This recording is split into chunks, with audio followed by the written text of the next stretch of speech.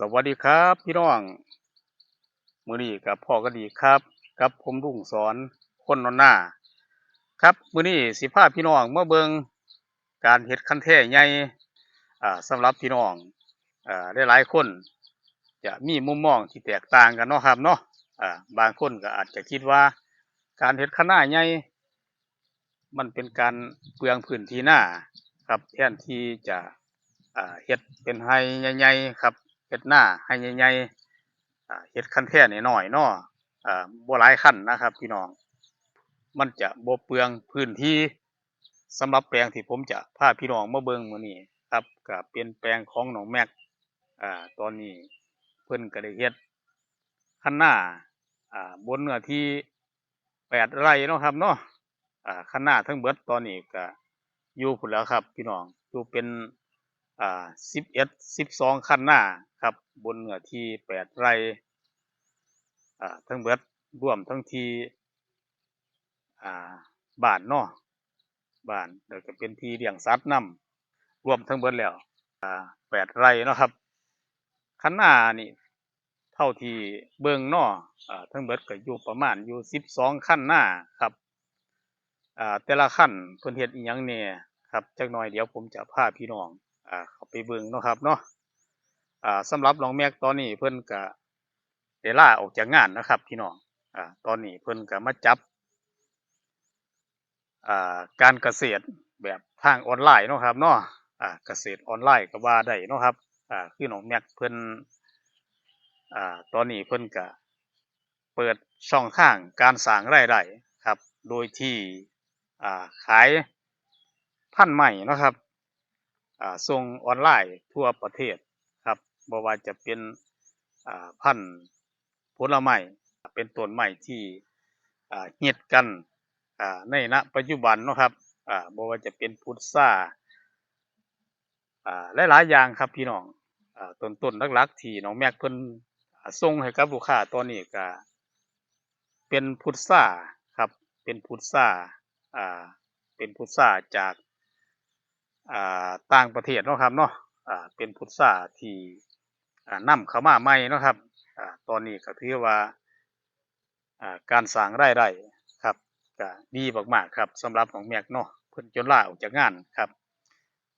เป้าหมายของเพิ่นครับเพิ่นก็จะมาอยู่บ้านครับอีกประมาณเดือน2เดือนนี่แหละครับพี่น้องตอนนี้มีแต่พ่อเพิ่นเด้อครับเด้อที่ดูแลเบิ่งต้นไม้ต้นไร่แทนน้องแม็กเนาะครับอยู่ในนี้น้องแม็กเพิ่นก็จะปลูกไว้ได้หลายอย่างเนาะครับนี่ก็จะเป็นพะยุงครับพะยุงกำลังงอกงามครับบนคะน้าใหญ่บนคะน้าใหญ่คะน้าอยู่ที่ประมาณเกือบ3 เมตรเด้อครับพี่น้องเด้อครับ2 เมตร2.50 เมตรนี่เห็นที่จะได้นะครับเนาะเพิ่นก็จะปลูกได้หลายอย่างครับพี่น้องบนคันคูตอนนี้เห็นพอของน้องแม็กเพิ่นบอกว่าตอนนี้กำลังยอดข้าวโพดไปนำครับเป็นข้าวโพดข้าวเหนียวครับเป็นข้าวโพดข้าวเหนียวหว่านข้าวครับฝนตกแห้งครับเมื่อคืนนี่ข้าวกำลังเกิดนะครับข้าวกำลังงอกตอนนี้กำลังแทงหน่อขึ้นมาข้าวกำลังเกิดครับตอนนี้ก็จะเป็นมะละกอเนาะครับเนาะเป็นมะละกอครับนี่ต้นใหม่ได้หลายอย่างครับที่น้องแม็กเพิ่นเอามาปลูกไว้ครับนี่ก็จะเป็นต้นสมอนะครับเด้อต้นสมอหรือว่าต้นสมหม้อครับส่วนทั้งบีเป็นยางหน้าครับพี่น้องยางหน้ายังหน่อยอยู่ต้นยางหน้ายังหน่อยๆอยู่ครับตอนนี้เพิ่นก็ลงเชือกเฮ็ดไปแล้วเนาะครับเนาะต้นยังหน่อยอยู่เพิ่งไปเรื่อยๆแล้วครับพี่น้องเนาะท่านที่เป็นประดูครับเป็นประดูต้นใหม่เศรษฐกิจในอนาคตเนาะครับเนาะต้นนี้บ่ฮู้ว่าเป็นต้นหยังเด้อครับพี่น้องเด้อบ่จักชื่อต้นเลยบ่ฮู้เลยครับว่าเป็นต้นอิหยัง ทั้งพี่กับยางหน้าครับพี่น้องอ๋ออันนี้จะเป็นซ่องข้าวโพด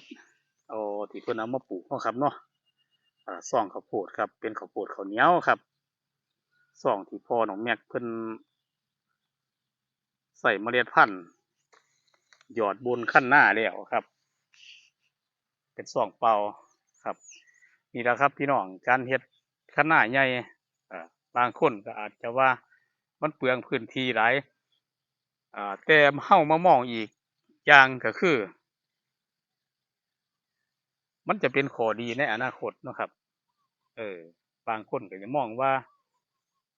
การเอาต้นไม้ต้นใดมาปลูกบนข้างหน้ามันจะเป็นการเฮ็ด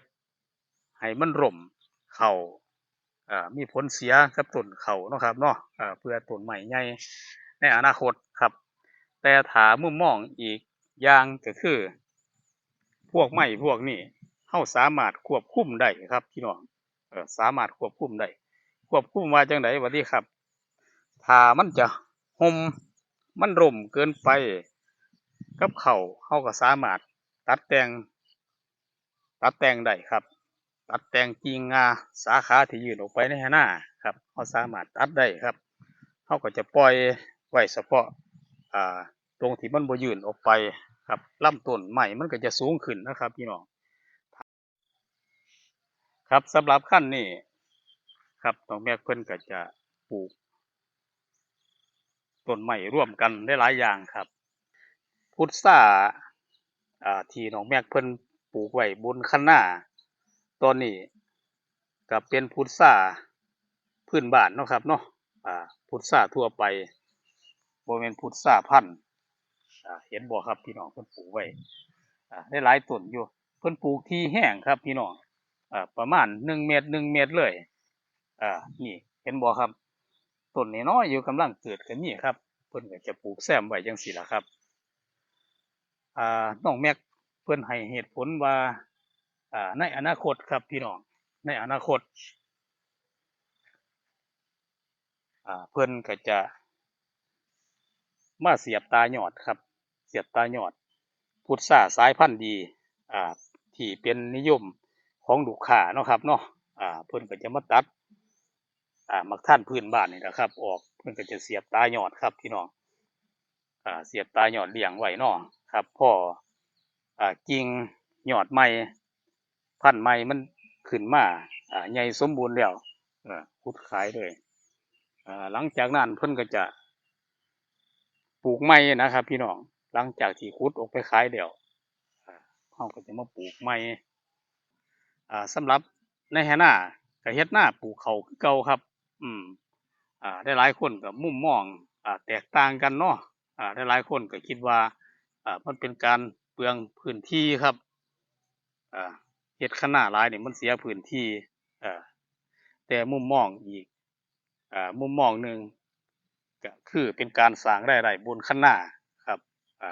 ถ้าเราเฮ็ดคะน้าขึ้นมาแล้วเราต้องเฮ็ดให้มันมีรายได้ครับมีจุดยืนในอนาคตเนาะ